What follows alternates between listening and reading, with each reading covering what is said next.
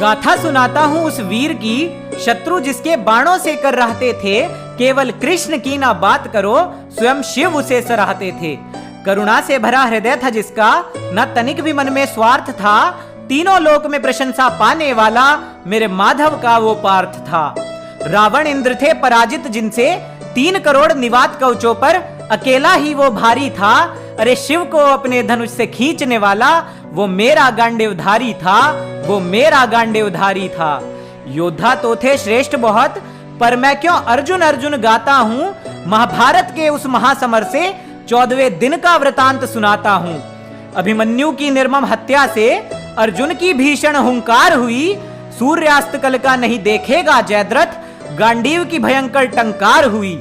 अर्जुन की प्रतिज्ञा से धरती उस दिन कांप गई, और रणभूमि में होने वाले तांडव को कुरुसेना थी भांप गई। रुद्र तांडव जैसा उस दिन युद्ध बड़ा ही क्रूर था, और श्रेष्ठ होने का उस दिन कईयों का वहम भी दूर था। कौरव योद्धा लगे विचारने, कैसा भयंकर क्षण होगा जब अर्जुन उतरेगा रणभूमि में, जीवन नहीं मरण होगा। अब सुनो कैसा भीषण रक्तपात हुआ, अगले दिन जब शंखनाद हुआ। कुरुओं के भाग्य थे फूट पड़े, और अर्जुन सात्यकी उन पर टूट पड़े। घोर गर्जना करता अर्जुन, भयभीत सृष्टि का खंड खंड था। कुरु योद्धाओं में हाहाकार मची थी, वेग पार्थ का ऐसा प्रचंड था।